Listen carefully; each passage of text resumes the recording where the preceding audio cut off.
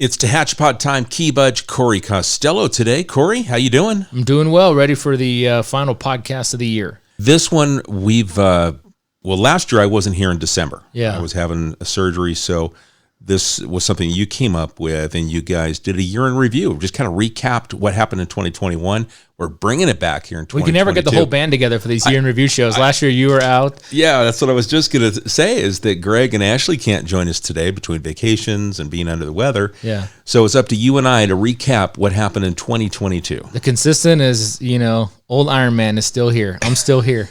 You know what? I've got the streak going. We'll keep it rolling. But let's also remember that you did ask me to change the date because that way you could be here. Yeah, because I'm you're going to be on vacation. Yeah, okay. So all right, Iron Man. Yeah. Uh-huh. As we look back, before we even kind of break down the things that occurred in the year, let's stick with the topic of Tehachapi. So this is season 3. This ends season 3. So we had season 1. We did 45 episodes.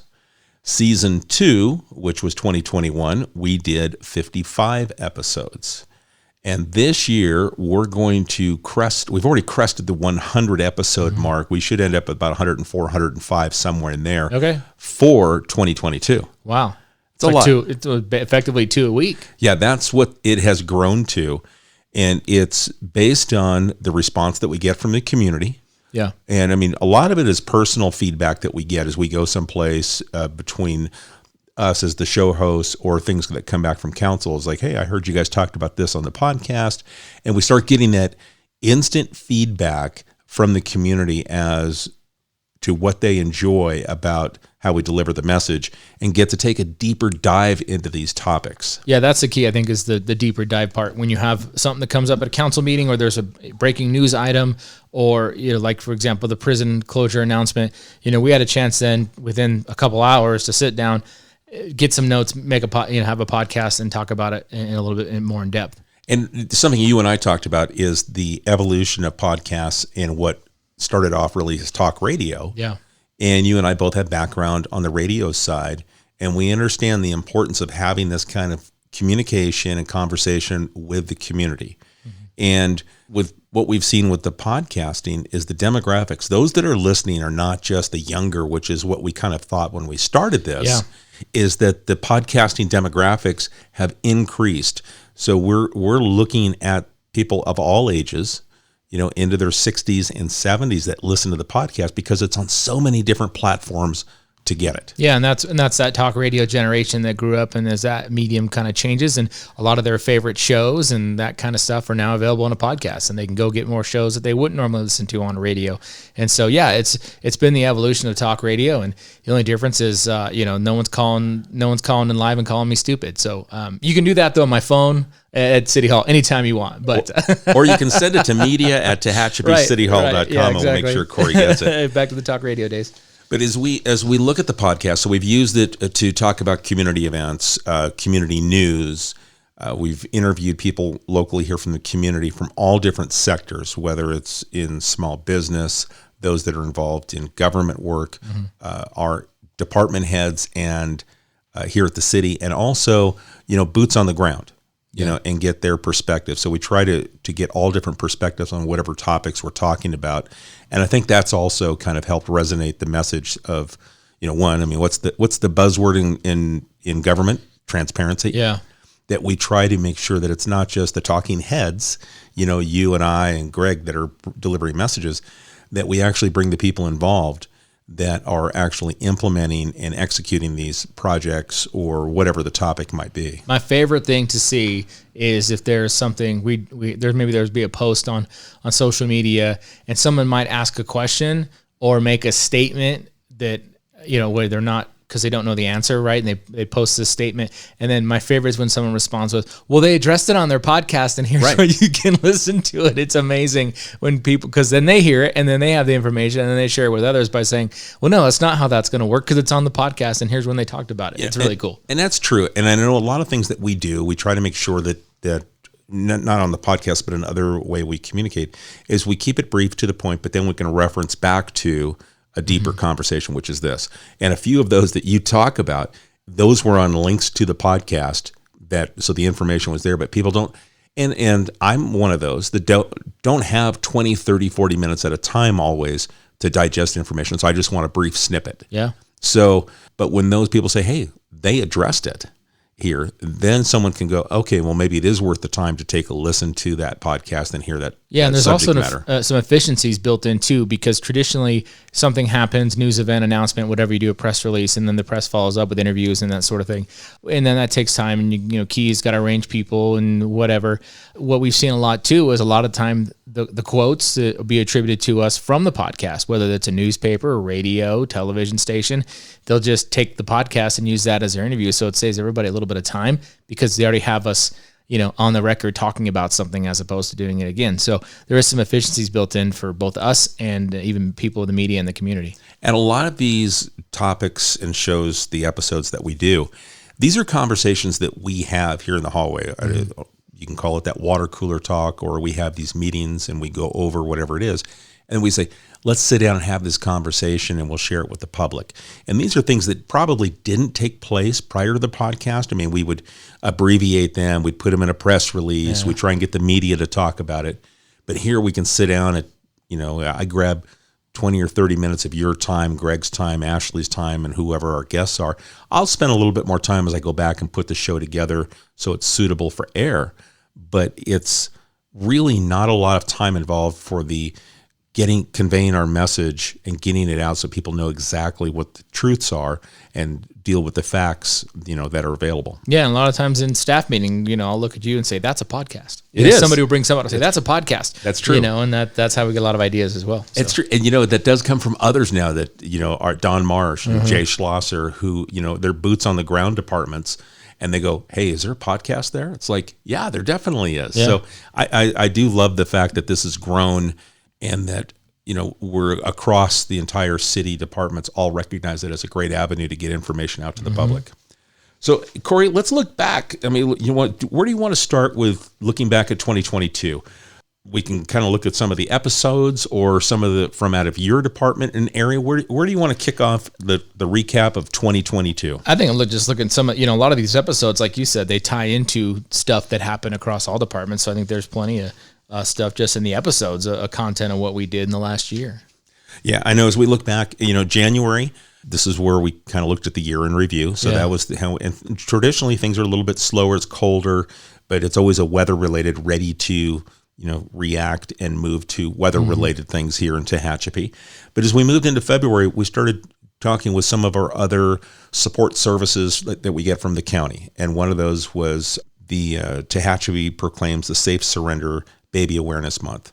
And we do that with the Department of Health and Human Services and getting to talk to Janice Schlegel. And that's something that with the programs that they do, they are our Department of Health and Human Services for the city. Yeah. They provide that service for us. And this was one of those things they asked the city council to proclaim this. We did it for February and we did a show on it. And I think it's just, we just kind of to reiterate that the messaging that fire stations can accept, you know, a baby and to keep that baby alive and well, no questions asked, you know, within a few days of birth for those parents that might be struggling in a tough situation.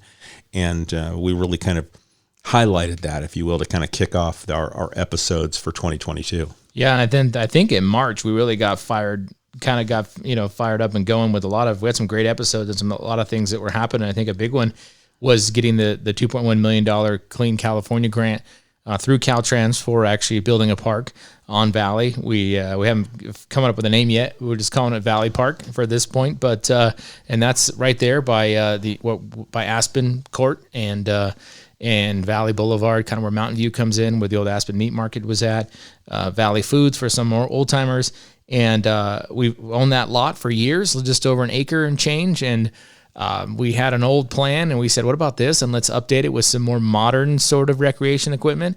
And we got the grant. So that project is in design right now. And the plan is to get it going in the next few months. So the spring, I think, of 23, the ground will be broken and that park will be developed. So great response from the community on that neighborhood specifically. The park's going to have a 5-a-side. So it's kind of a mini soccer field situation. It's artificial turf and it's kind of like hockey. You play it off the wall and the nets and that kind of stuff.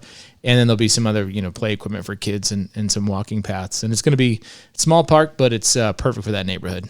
There'll be 2 playground structures, one geared for younger children, like 6 months to 2 years, and then there'll be a larger one that goes up to 12 years old. There's picnic tables, so families can come and spend the whole day there if they want to. And then we had a big one in March too. We had Bob Souza kind of come in here, the godfather of the Tehachapi wine industry. Basically came in and chatted about the history as this industry is blown up, how he got it going. So you're living and working in LA, or working in LA. Mm-hmm. You're commuting via aircraft. You're running a ranch, 60 acres. Yeah. But then you figured out, what am I going to do with this 60 acres? I need to plant something. How'd that conversation go? Well, it was funny because my wife was pressing me. Now, I'd already gotten my bucket list squared away, so I didn't have much maneuvering room with the MEMSOB. She said to me, we need to do something. And I was just having the time of my life being a cowboy. And I grew up in Boston. Yeah. I got a horse that would stand up like this on command. I bought a retired police horse, by the way. Mm-hmm. And she didn't. So I said, well, honey, what do you want to do? She goes, we should plant something. And I thought she meant like roses or corn. Yeah. Some sunflowers, Yeah. And I said, okay, what would you like to plant? She goes, here's the deal, guys. This is it in a nutshell. She said, we should plant grapes and make wine. Nobody's ever done that before. So this was all Patty's. Oh, totally. For Bob and Patty Souza, it was an idea. It was a hobby that turned into a business that has now evolved into a wine industry here in Tehachapi. That was kind of, what's the peak of that? When you get your AVA. Yeah. And it's now the Tehachapi Mountains are known, and someday you'll walk into a BevMo and you'll see Santa Barbara wines, Paso Robles wines, Napa Valley wines, Tehachapi Mountain wines. I still see Bob around town too. The cool part is, when he owned it, it was Souza Vineyards. It's now Tehachapi Wine and Cattle. He wears a Tehachapi Wine and Cattle hat around. He's not wearing an old Souza Vineyards, and he's supporting the one winery and the others, honestly. But just to have that, it's good marketing, and I appreciate the fact that he's supportive of the folks that took over for him. It's really cool. And that really kicked off our discussion on highlighting our wine industry. Mm-hmm. To have him do our first wine show, I think very appropriate. Yeah, we had a couple more that year. And then the good news, early part of 22, when Chief Krager decided, I'll stick around a little longer. So we had him in studio and to talk about that a little bit, but more so just about, crime and crime prevention and the challenges we face sometimes in the state of California with doing that. So it's a very good show. It was, and it's tough to get Chief Krager to find time because as busy as he is, and he's boots on the ground. Mm-hmm. If you've ever seen him, he'll go out there and back up his officers. He's very proactive in being out and involved in the community. There's not a community event that goes on that he's not at either. Yeah. Whether it's leading one of the parades or getting to escort Santa Claus, he's always a part of the fabric of whatever's going on here in Tehachapi. If you see a TPD car, more than likely it's Chief Krager behind the wheel. Well, he helped deliver meals the other day and deliver those the Rotary 12 Days of Christmas boxes. So he and a bunch of officers. So he was certainly out front on that effort as well. Let's see, April, you started Tehachapod Minis a little bit. Yeah, that was the concept. It was, and it really got down to trying to coordinate our calendars, and we were very, very busy with things that were going on. You weren't around, and Greg wasn't around, and we had some topics that we wanted to at least get out there. So I grabbed him and went, and then tried to condense them down to 15 minutes. Versus our normal 30-minute. So that kind of introduced the mini podcast, and they did well. And then, but the funny thing is, I knocked out 3 or 4 of those in that period of time, April, May, and then I would have people, when are you guys going to do a full-length episode again? It's like, they're coming. I'm just trying to coordinate calendars. Comments too. They're like, what happened? Everything's like 10 minutes now. I like the minis, but I like the deeper conversation. Right. So, and that was good feedback too, because when we start doing some of the podcasts, some of them they could go 40 minutes, but we typically try to keep it at 30, and that's the ideal goal. And when we do the minis, it's 15 minutes is the goal. But people are down for the deeper dive. Yeah, absolutely. And I think that's part of the commuting. People are traveling and driving. It's like 15 minutes is gone before you know it. At least 30 minutes, you probably are pretty close to your destination. And I don't want to change podcasts halfway through the commute because it's a pain. Yeah. And unsafe. Yeah, and I'm not one that likes to take a podcast and break it into 5 listenings, where it's like a 2.5 hour podcast. It's like, oh, that kind of kills me. It's a little bit longer. So that was the reason why we came up with a 30-minute target. That's what we aim for, at least. Mm-hmm. We also do some of the nonprofit conversations, and we kicked off with talking with Make-A-Wish and Ashley Sodergren. Yeah, from Make-A-Wish, Kern County, and she was talking to us about the different programs they have, and that they were going to have a Tehachapi child that was going to be granted a wish at some point, and that did come. Yeah, that was in October. Another a big event was it was a new event this year, and I'm not sure if their plans are coming back or not, but they did the first kind of West Coast short takeoff and landing event at the Tehachapi Municipal Airport. We talked about it on the show in April. I think the event was in May. Right, it was in May. I think it was one of the windiest weekends we've had in a long time, unfortunately for them. We have 8 events all over the U.S. And again, most of the events are in the Southeast.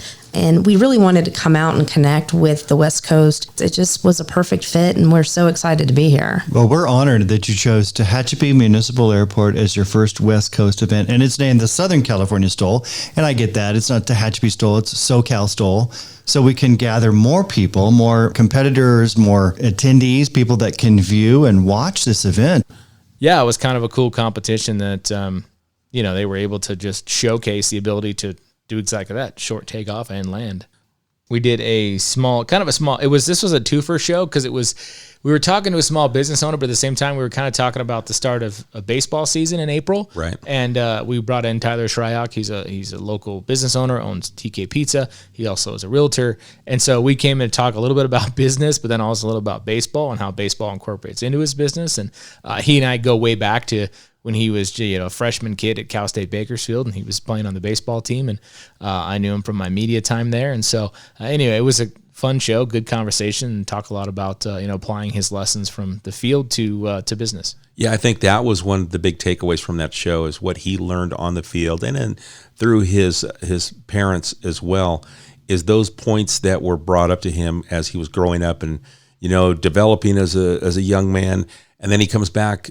Once baseball career is over, and it's like time to make a decision on which way he's going to go for his career and, to raise a family. And it's like small business. And it's like, let's implement these points that became successful in his baseball path. Yeah. Then he found those to be very true in his professional business world as well. And he was smart. He took a good chunk of his signing bonus. He had a decent signing bonus when he got drafted out of Cal State Bakersfield. And he invested in a business as opposed to investing in, gold chains and fancy cars. He put some money on something that had a return on investment later in life, so it certainly paid off for him, that's for sure. The events that start taking place, as Tehachapi warms up, people are out, they're ready to get out and enjoy our late spring to summer weather. And we kicked off another new show, invited Claire Scotty to come in from Discover Tehachapi. And we started doing what became a weekly show. Yeah, was we started talking about our wine industry and our brewery industry, because we talk about wineries, but we can't forget about our breweries. We've got 3 of them operating now in the city. Yeah, and they've been around. I mean, LCB has been here for, I think it was 7-8 years recently. And if not more than that, under a different name when they first started as Honey Wagon Brewing on their previous ownership. And I think Old West is celebrating about their 1 year like now. It's been a year that they've been open. So and West Lane's been here for multiple at this point, probably 4, I think. Yeah. So. And so with the wineries, the breweries, we actually have entertainment and food that go with it. Yeah. And then Claire does all this research every week, which makes it easy for me. And we do this weekly update. And that has taken off as well, where now we kick off the week with what to look forward to for the weekend. Funny thing, I was talking to Claire a couple of weeks ago and said, do you ever get any feedback when you're out there? She goes, it was Tehachapi Wine and Cattle. And she was sitting down at the table with family, and she's having a glass of wine, and she's talking. And there was a young lady sitting at the table behind her. She goes, do you do the podcast? And Claire goes, yeah, I do. She goes, the reason why I'm here this weekend is because I listened to this show Hey, there you go. to find out what food was going to be where and what musical entertainment was going to be there. So that was kind of cool. She got some instant feedback while she was out there here, that her voice, or maybe it's her signature laugh that she has, her little giggle that she goes with some of her each week. Well, this is one of those things too, and on the economic development side, in terms of year in review, this is one of the things that sort of popped up this year was the micro economy that has formed due to the breweries and the wineries in this community and how it has an impact on the city, even though, like, for example, the wineries are all outside the city, but because there is a lot of mobile food vendors now that can go, because we used to get calls, people say, I want to start a food truck. I'm like, okay, well, you can do that, but like setting up on Tehachapi Boulevard is not going to get you a lot of business. But if you do set up some kind of mobile food situation and you get in with these wineries, these breweries, you will be busy every weekend. And that's what has started to happen. So we've seen that with the food industry. We've also seen that with the tourism, like Discover Tehachapi, Old Vineyard Charm. Those guys both doing these tour buses, or these buses you can rent, and they take you around to the tasting rooms. And then you also see it on music too. We're bringing in whether it's people that it's kind of started out as locals, and they're still certainly part of that scene. But now we're seeing these smaller acts, whether they're a solo act or one or two folks that happen to be going from, I don't know, say San Francisco to Phoenix, and they have a couple nights to kill, and they'll pop in and they'll play a brewery or they'll play one of the wineries. And so they're starting to include Tehachapi on their music tours. And so we're getting great artists coming through, like I said, both locally and nationally through this community now, due to the wineries and the breweries on a regular basis. So it's really cool. It's creating this really interesting one. I tend to keep a lot of eyes on it as well with some of our data in the next year, what the microeconomy has done. And so we've got a music circuit that we're a part of. Yeah. That's pretty cool. It is. Yeah. And that word industry doesn't get lost with me, because people say, oh yeah, you got wineries. No, it's expanded so much further than that. Yeah. And like you mentioned with the tourism and the amount of people we see coming in from out of the area. And we talk about tourism. I know when we go to the monthly Economic Development Council meetings, one of the reports comes from the visitor center, and they're constantly talking about people coming from different countries that stop here in Tehachapi for whatever reason, and they swing by the visitor center, and the data that they collect, the amount of people that they talk to that are not local. Right. And that's what economic impact is. When you hear that term thrown around, and it's not just the amount of money spent at the tasting rooms, for example. It's when that person, it's when Triassic has an artist that's nationally known or whatever, people show up to watch that artist shows up, he then eats dinner in a restaurant, and you're seeing the dollars being spent locally, not just at, say, Triassic Vineyards, but also being spent at Jake's Steakhouse, or go down the list, Big Papa's, whatever it might be, getting gas on the way out of town, stopping at Walmart for something you forgot to pack, that sort of stuff. That's what a true economic impact is you spread the dollar further throughout the same community without having to leave those boundaries to spend it elsewhere. Yeah, it makes sense. Mm-hmm. And then we talk to our veterans, and we've been doing that on a very regular basis, I should say.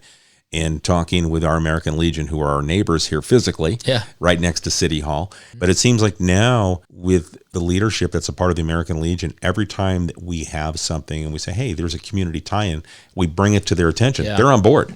Absolutely. Yeah, it's like you almost don't want to abuse the relationship, because they're going to say yes so often. But a great leadership crew over there that's really trying to get the Legion back out in front of the community, and they do a lot of stuff right now. It's really cool. And one of the episodes that we talked to them was about Memorial Day, the significance of Memorial Day and why we remember those who paid the ultimate sacrifice. And that's one of the things that we try and do, is that we try and differentiate, because a lot of times I'll have people try and identify and they want to honor veterans on this day. And I try and tell them there's a day for that. There's actually days for veteran spouses. There's days for, families. There's all these other days. And this day is specifically for those who are fallen. We want to try and keep it solely for that purpose and not dilute it in any way. Mm-hmm. In addition, that every year that we try and look look at this and plan things that are educating the general public about the traditions and the history with doing this. I'd gotten asked recently, and they said, well, why do we do a parade Memorial Day, but we don't do one on Veterans Day? The answer to that is that Memorial Day was founded, I don't know if you know any of the history of it, but it was founded in the South following the Civil War, where there were several Union soldiers that had died, and they basically left their remains at a racetrack in the South, in South Carolina. There were a group of slaves that grouped together to properly bury all the people, but then they proceeded to have a parade around trying to give significance to their loss. That's how it started. So that's how it started after the Civil War, and that's why it's carried on to today. And of course, we try and stay as much as we can to those traditions as opposed to, having balloons and clowns or anything else. We try and keep it dignified and give it the significance that it's due. And then we get an opportunity later in the year to talk to them about Veterans Day, which is a celebration of our veterans. And they've obliged us each and every single year because we want to make sure we cover those topics every year. But that kind of ended our May as we head off into summer. And then one of the things that occurred, we had a historic, memory, if you will, a 50th anniversary of a significant event here in Tehachapi. Yeah, it's a 70th anniversary. Of 70th, right. 70th of the 1952 Tehachapi earthquake. We had John Hammond come in, who gave us a ton of insight, and he's that inside baseball guy. I mean, we knew about the Tehachapi earthquake, but John comes in and tells us even more stories about why the death toll varies, why the seismic strength of the earthquake varies, why they thought one guy died, but he was just drunk and woke up late. And that's why all of a sudden he was okay, but he had sleeping off the night before, slept at the earthquake, that kind of stuff. And it was good. We ended up using his voice from the show on the one of our most popular videos this year, which was the 70th anniversary video about that earthquake, and he kind of narrated a piece of that from our audio from the show. Yeah, it was a transformative event for sure, and not just the fact that it knocked down buildings, but no one in Tehachapi was expecting there would be an earthquake, because that little fault, the White Wolf Fault, which runs along the backside of Bear Mountain, had been documented decades earlier, but it only runs about 34 miles, and it was just thought to be this little old, extinct, short, fragmented fault. And then just before 5 a.m. on July 21st, the town was shaken awake by this earthquake that registered 7.7 on the Richter scale. It's attributed, they said, that 11 lives were lost, but there's actually, I spoke with a man he was driving in a vehicle past the railroad tower. There was a water tower at the railroad park, and it was only about 2/3 full, and it started sloshing, and it tipped this big water tank, and it sent a wall of water across Tehachapi Boulevard. It blew out the windows of what was then called Economy Mercantile. It was owned by the Catrulis family, later became Catrulis Department Store. But he was in his car, and his wife was asleep in the back. It was like a van, and she got injured, and he said she later died from those injuries. So the official death toll is 11, but it could be 12. Yeah, 70 years ago, that was a changing event for the city of Tehachapi. It really shaped what our downtown looks like now. We lost a lot of those classic buildings that were constructed of brick. They all fell, and it really just changed the way we built in this community, and it really even helped the seismic standards of the state of California change in the future. That's why when you saw an earthquake like Ridgecrest happen, 60 some odd years later, there wasn't the residential damage and even the commercial damage that happened because earthquakes like Tehachapi, and that kind of changed the rules a bit. And then it's June, so it ends our fiscal year. Yeah. And the next fiscal year is about to take off. And we brought in Hamed Jones, who is our new finance director. He's been here almost a year now. Yeah. And we talk about the balanced budget and the significance of doing that, but also potential future challenges that we were looking at and identifying those and sharing those with the public as we start looking at, providing all these essential services that, we provide and also contract for. Yeah, that was it was a balanced budget, but it was a tough budget because we do a rolling 5-year budget. So we do a one, fiscal. So this is our spending plan, revenues and expenditures. And then here's what we're projecting over the next 5 years. Well, we had a balanced budget, and then we started showing deficits, and we don't usually do that. We always want it to be balanced out in even the projections. because that's how we like to operate. We do not want to operate in a deficit and pull out of our reserves. And so that was a budget we passed, and it was, I think, the first time during Greg's tenure as city manager where he put a budget with some red in front of the council in the future because of the challenges we were facing. And we'll get to why some of those, thankfully, will not need to be addressed in a little bit later in the show. But yeah, that was it was good to get it balanced, but we also knew there was a lot of challenges out there to make it happen in the next years after that. And then we also had conversations with our warden at CCI, some of the special programs that they had developed. And then to come back and find later in the year, again, we find CCI as a topic again with the state closing another yard for a second time. And but in June, we're talking about some of the highlights of programs that they're doing. But it kind of got sandwiched between what occurred last year, a little over a year ago, and what is they announced here in the fall with closing of yards as they start downsizing their facilities across the state. And a bummer is a lot of those programs go away. I mean, some of the educational stuff stays, but those voc ed programs go away, and it's like, are you really going to be, doing that full rehabilitation process if you're not necessarily giving people, at least I know Tehachapi, they're going to probably send these people elsewhere that might be at that level that could maybe give, but we had some pretty unique voc ed programs are not available elsewhere in the state. And so unfortunately those go away, and that's a little less rehabilitation for the inmates. Yeah. And also in June, we had the introduction of a new podcast here in Tehachapi, and it's from the Loop newspaper. So a couple of years ago, I moved back to town. I went to middle school and high school here. I, as it turns out, really like it in Tehachapi.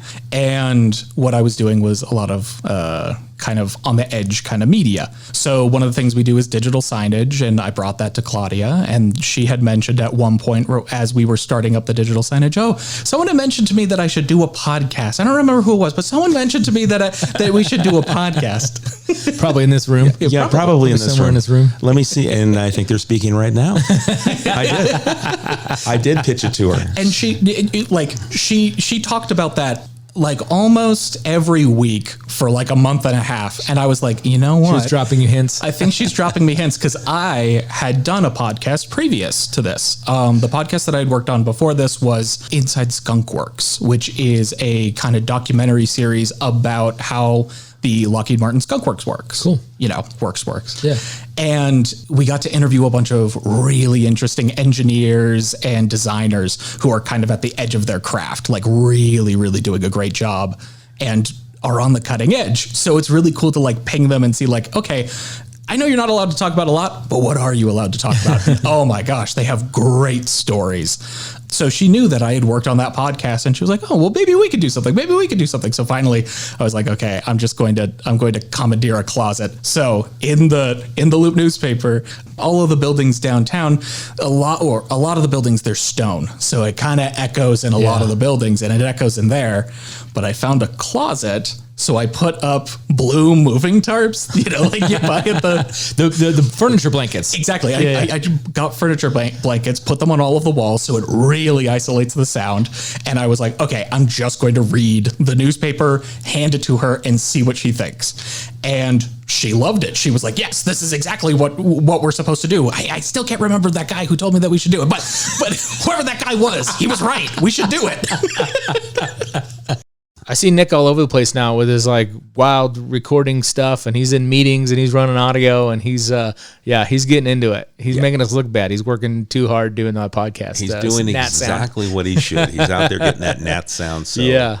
Because their style of podcast, if you haven't heard it, it's called In the Loop by the Loop newspaper, and it's Josh and Nick, the two hosts, and it's really kind of a news format. Yeah, as they script their stories and they have that conversation back and forth, but they're tie-ins to community events and things that they're covering in the newspaper. Yeah. So that debuted in June. And then our wine conversation continues as we got to talk to the winemakers out at Dorner Family Vineyards. Yeah, that was cool too, just to sit down with Mike and hear about their process a little bit and how he got into it. And, it just seems like everybody has this idea they can do it, and they give it a shot, and they've been successful. So, and he even talked about working with Bob a little bit when he first got going, and the other winemakers that were giving him tips and that sort of thing. And Yeah, it was a great conversation about that. They do a lot of wonderful events at Dorner, and it was great to get kind of the inside scoop on what's happening, behind the scenes a bit. Michelle, what's your favorite wine that you produce?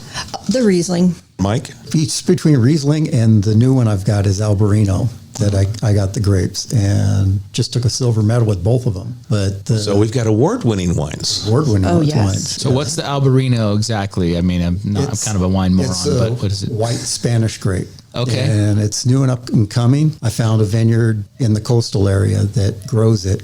And I got a ton of grapes this last year and produced a pallet of wine. We just started selling it in April, and I only have like 20 cases left. So for the viewer, you grow grapes, but you also purchase grapes. So you went to the Central Coast, you purchased 1 ton of grapes, you trucked it back to Tehachapi to your winery, and you processed those grapes into wine that you bottled, and now you're selling. Yes. Okay. Yes. Yeah. We purchase probably upwards of 10 tons a year from all over California. What is 10 tons? Does that equate to how many bottles of wine? 10 tons would produce 1,400 gallons of wine approximately at 5.2 bottles of wine per gallon. Oh, wow. Okay. So right off the top of his head, that was pretty good. Yeah. But you've done it before, so. What was you know the stuff off the top of your head now, what was the learning curve like? Because, when we talked to Bob Sousa, he's like, I don't know, I just started doing stuff. So, was it the same? You just sort of kind of got other people's info and just sort of worked towards knowing things? I read a lot of books on it and stuff. And like I said, I'm into the horticulture thing. And so putting in the vineyard was a lot of work, but it was fun.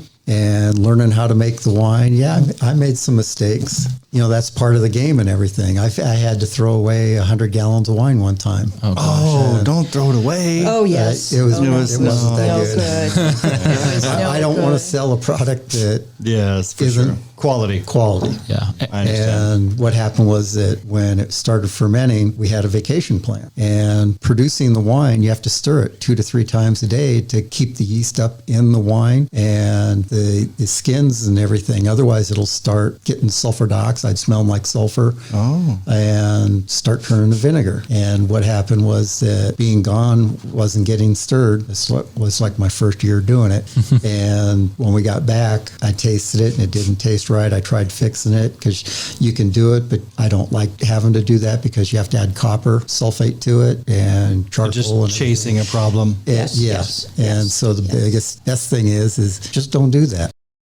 The science of it. He really broke down the science. He was definitely into the science and the nitrates and I couldn't even tell you the special soils clay and things that you add. Yeah, you name it. He was all over it. Yeah, and I think the other part of it that I took away was the perfection that he expects from what he bottles. Yeah. And if anything ever doesn't meet his standard, it doesn't get bottled. Yeah. So I found that fascinating. I can't even imagine because I like to cook and I'll do something really well once and I'll try to replicate it and it's not the same as the first time. Yeah. And I'm like, how do these people do the same thing?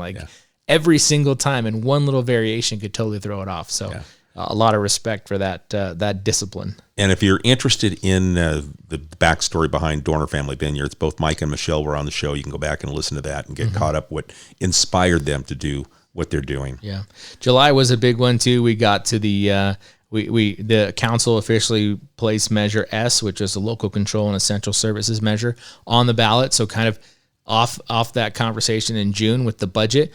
We had done about a year's worth of public opinions, some surveys with some consultants, and did some public outreach to people, talked about what their funding priorities were with this giant contract with Kern County Fire as our fire provider. Their increase in service ask basically for cost of services, and so we had to figure out how to pay for that, and that's where Measure S sort of came in, with the community saying, look, fire, police, infrastructure, dispatch, those things are all important to us, and this is what we want to fund with these things. We understand we're not getting a fair shake from Sacramento. We're not getting our fair share of money back from the gas tax. They're taking a lot of other money from us. And what can we do to keep this money in our bank account, so to speak? And the 1 cent sales tax was the proposed solution. And then later in November, the voters made a decision to pass that. Yeah, at almost a 60-40 clip. That's crazy too to see that. We were kind of talking, what's your prediction? I had a lot of faith just based on I was really kind of involved in a lot of the public outreach as far as the education goes, helping the consultant with their, I would read their studies that they did when they talked to people on the phone and really dove into that data. And I was kind of predicting at 56%. So I was glad I was wrong, that it was 58 and higher, which was a huge just confidence. Every city department that people trust.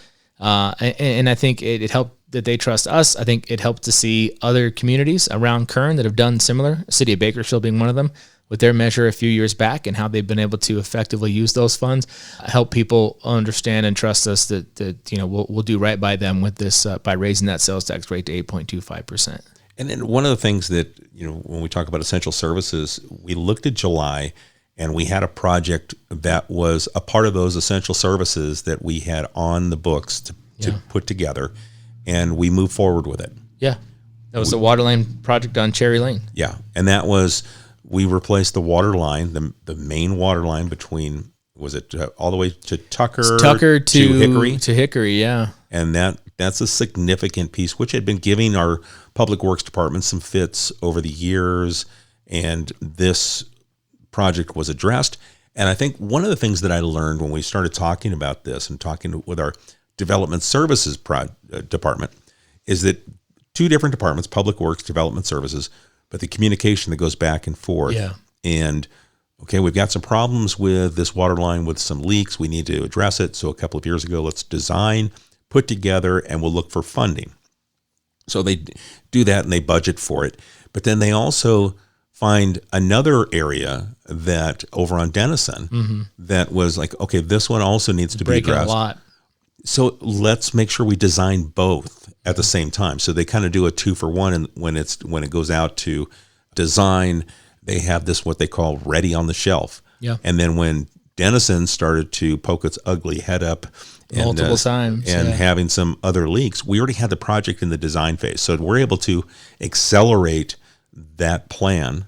And then because it was budgeted for the next year, we were able to make it a emergency movement of that project. And it also showcased the importance of the reserve funding, which went back to the conversation on Measure S, having that money in the bank. So yes, we had it budgeted for the following year on Denison, but we'd had multiple breaks, and the way the line was constructed 30 some odd years ago was not up to today's standards. And so we were able to say, let's just transfer that money now. We didn't have to wait for the revenue for next fiscal year to come in order to afford that project, as a lot of cities do. So that's why it's so important to have those reserves. So when these big things happen, we can go ahead and make those emergency repairs. And Denison was a great example. That, and then we also started to see some questions come in from the community, some frequently asked questions. We thought, hey, let's go ahead and address those questions immediately, so the public understood, what the goals were with Measure S. Yeah. And so we were able to dedicate an entire episode just doing the Q&A, so as we start to put it out that this is what's on the table, what you're going to see in November. And then of course that's going to create dialogue and question. And we took a show and just handled those questions and answered them directly. So another one of those ways that we like the feedback, the input from the community, and it created something we hadn't planned on doing. But it was like, no, we need to answer some of these questions. These are legit questions that people are asking. So let's go ahead and show them where the sources of the information are so they can better educate themselves. Which we've done in the past on other things like PSPS and that sort of stuff. Right. And that's where I think this podcast, to go back to what we started the show with, is so important because, it's a very fine line when you have something like a sales tax measure on the ballot. We could not campaign until you had a vote. We've reminded you on that show. We couldn't tell you how to vote for this measure, but the law allows us to use so if we would have started a podcast last year and just started talking about Measure S, well, that would have been, that's kind of weird. You guys are starting a podcast just because, great timing, and that would have maybe run afoul of what you're allowed to do. But, you're allowed to use all your communications platforms. And since we've done all this stuff in the past, we were allowed to leverage this to really get that information out. And I think that's why we saw such a good response, because we're able to address this and not create new forms of reaching out to our residents. And it was very valuable to use this in several different ways. As we moved into the summer, we start talking about new asphalt that's getting put down. And these are some budgeted things that Public Works, our Development Services Department, again, they look at our roads, they identify the needs, what they can do. And the summer's the ideal time because the temperature is perfect to do asphalt type projects. These asphalt contractors, they know how to do asphalt work. They get it down fast, and they really do a good job. Yeah, truck after truck, they were all lined up, ready to go. No, the asphalt's hot, so they have to move. Yeah. It cools off. It's no good. There again, our inspector, Jason, he's checking temperatures. He has to be 50 degrees or rising as far as the outside ambient temperature. The asphalt has to be a certain temperature. You have to be able to compact it or roll it within a certain amount of time. It's highly scientific. And then we test the compaction as well afterwards, not only before we put down the asphalt, but then after as well. And I would venture to guess when C Street was built, back in the day, none of those checks and balances were in place.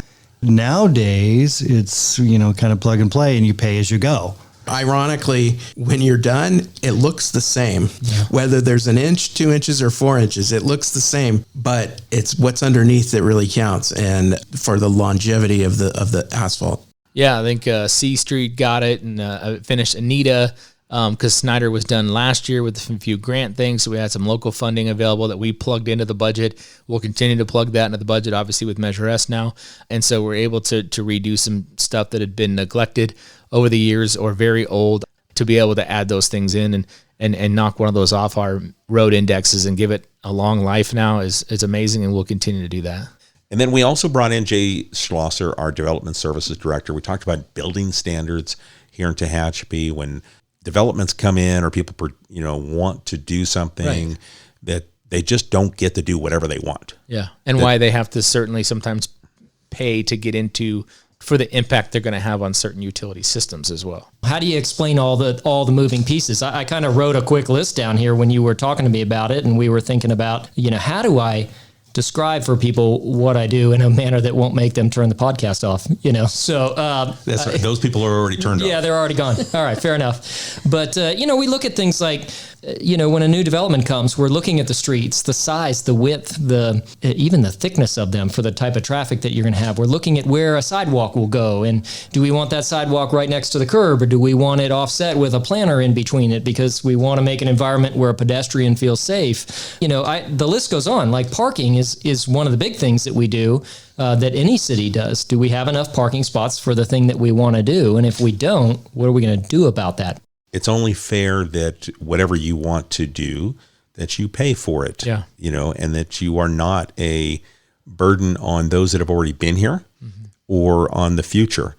So I think that we really kind of talked about the reasons why, and hopefully that kind of answered some questions, but that was one of those things I thought we should talk about that it's as tough. well. It's tough for people because we want people to be able to build and do things. When Jay and I had one the other day with this piece of commercial property that continues to be, people are interested, but it's in a challenging location infrastructure wise, and so plus what they want to build, impact wise will impact our systems, and I think they get some of those estimates for connection fees, and they're like, wow, well, we didn't anticipate this. And, it'd be easy to say, oh, don't worry about it. No problem. We'll cover it.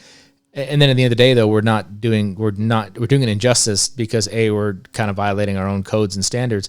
But at the same time, what happens down the road? We see it with surrounding agencies all the time. When they don't collect these fees, they don't plan appropriately. All of a sudden, their wastewater treatment plant needs to be expanded. They don't have any money to do that. They turn to the residents and say, by the way, we need your sewer rates to go up to pay for this. Well, why should they pay for that? It was fine when they came in. It was the appropriate size. Why should they pay for it now? Shouldn't the other people that came in pay? And that's effectively what our building and sort of connection standards are set for. And that kind of furthered into another conversation we had as an episode as we talked about Southern California Edison, AT&T, and Race. And there was some community chatter about different things, problems, and some infrastructure issues and things that were going along. And then the can was kind of getting kicked to saying, hey, well, it's the city's fault. Yeah. And we were able to address those, clear those things up and say, hey, this is the reason why. It was a part of this other conversation about standards. Yeah.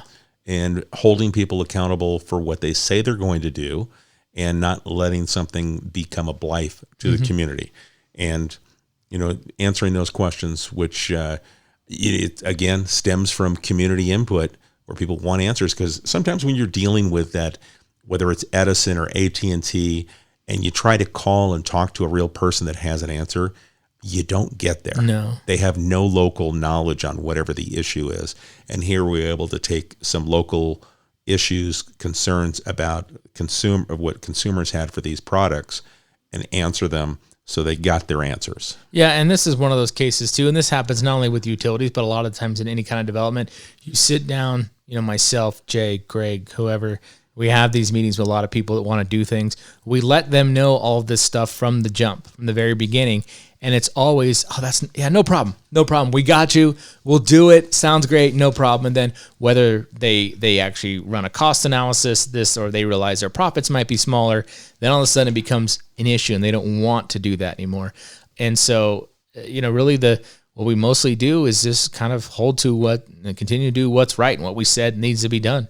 And ultimately folks they'll come around, they might blame us, but it's part of the job. We know what happened in those meetings and how we laid it all out, and they said, yeah, no problem. So, and we remind them of that, and usually we find a way to make progress and move forward. So. And then in September, we also had a film debut, which featured Tehachapi, which we talked about the incident earlier, but we had film producer Tom Mills here in the studio. Yeah, it was cool. We did that little earthquake video, kind of reenacted some of the scenes, shot it, had a crew here around town, used some local actors and actresses, and a little rollout event at Hitching Post, and John Hamm was involved in that too, Charles White, a few others from the Heritage League, and it was cool to commemorate that event on a film. And if anyone would like to see that DVD, you can pick it up at the museum, or even here at City Hall. We have copies available that we're selling for the Heritage League. And that was kind of a neat thing, as we talked about it on its anniversary, and then all of a sudden the movie pops out, and we're able to talk to a Hollywood filmmaker that actually produced this. Yeah, I think in October we did some bike safety, some more asphalt. That might have been when the Golden West thing, maybe I jumped the gun on that from earlier, but those were included in projects as we're able to finish up a few things as well around the city. Veterans Day in November, obviously that was our second show we kind of alluded to with the Legion. Then holiday events, we kind of got rolling, hence the Hometown Christmas was born, and was a very successful event on December the 3rd.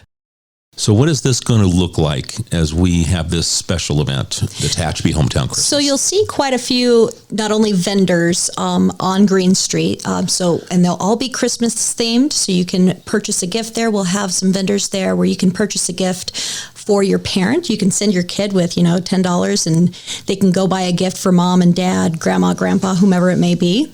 So there will be a few vendors that way, but the majority of what's happening over there is going to be free events for the kids. It's going to be crafts, games, different things along those lines.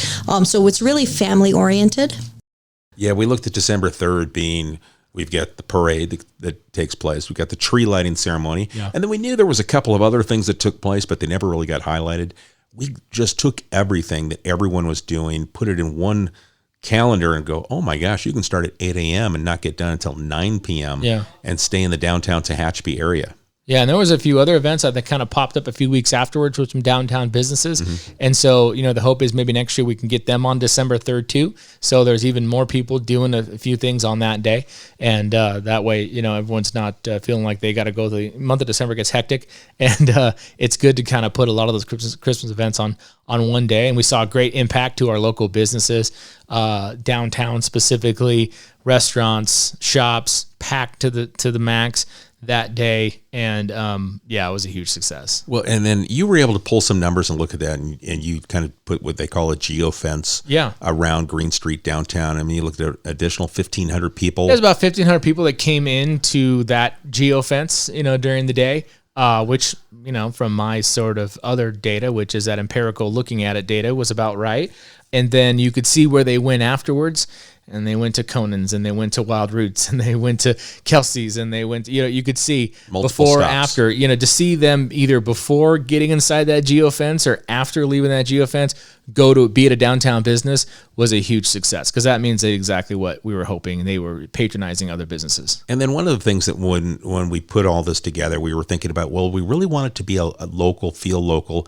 And your data showed that it was like nearly 95% of the people that were of that 1,500 lived in the 93561? Yeah, most everybody was local, you know, and there was some, you know, obviously always going to have a little bit of out of town, and some of those were family members and that sort of thing. And we drew a little bit from some of our other trade area, which is kind of the California City, Mojave area too. But yeah, mostly Tehachapi folks that participated in those events, and that was kind of the goal of getting it set out. So very cool. That kicked us into December, and we had TPD's Sergeant Jason Dunham come in, talk about holiday safety tips.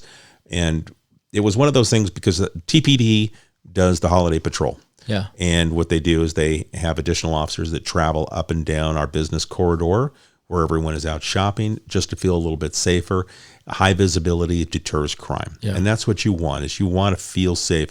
And because we're so buried into our phones, we don't look up all the time. So Jason had a lot of tips about not using your phone while you're walking through the parking lot, and paying attention and covering up, you know, items that you have in your car, and not leaving things in your car overnight, and a lot of different things. So some great safety tips really that you can use year round, but that were focused here, you know, along the holiday times. Yeah. And then we had our CCI show we talked about earlier, again, breaking when that news broke. Yeah. You know, we came in and talked more about that, and we'll see more of the impact of that in 2023 when that facility officially goes offline, and hopefully, you know, they minimize some of the job loss from that, but there certainly will be an impact on that for sure.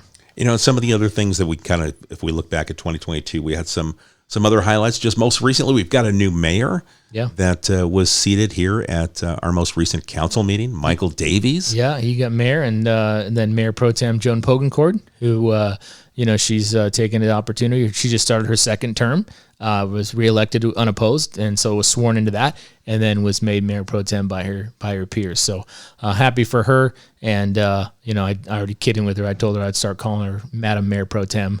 You know, so anyway, no, she just says, "Oh, just call me Pogie." You know, everybody knows Pogie, and that's how she wants to be referred. But anyway, yeah, those two in leadership positions for the city council. Excited about that. And then some of the other things that we look back over the year, we invited Jeanette Power from the Chamber of Commerce to come in and do updates from the chamber and the business world. So those were episodical. We continue to do that and look forward to 2023. Yeah. TCTA, every time they had a performance of a new show, we had them come in and talk about the community theater, that growth. We had special shows just talking about council updates, because all the business that we talk about, we even have even more detail that takes place in the council. Yeah. And occasionally we'll do these council updates just to, you know, really recap a meeting. Yeah, and get into that. The 4th of July celebration, that's always a show. I know that's your fun, you know, all day. You're exhausted. You're probably exhausted for 3 days afterwards. Well, the good news is Jessica Garner's done such a fantastic job with Farmers Market and Hometown Christmas that I got a feeling she's going to be doing a lot more heavy lifting for July 4th this year. If you're listening, Jessica. To take that off of my plate a little bit, I always get to do the fireworks contract, which we actually already re-signed because we put on a amazing show last year. Zambelli Fireworks did. We said, you know, let's go big, and they went big, and we said, let's go big again, and they said, well, let's renew right now. And so we got a great deal to renew and go big. So July 4th, you know, 2023, expect an amazing show once again, along with everything else that goes on that day. Yes. And as we look back over the year, every other month, the city of Tehachapi hosts a blood drive. We do that in partnership with Houchin Community Blood Bank, Tehachapi Valley Healthcare District. We all partner together, and Tehachapi Vineyard Church. Next one will be in January, and every other month we host. And then in the alternate months, Adventist Health Tehachapi Valley does. So we host at least 12 blood drives a year here in the city, help to save local lives. I mean, we just keep going on and on and on. I mean, the list just doesn't seem to end.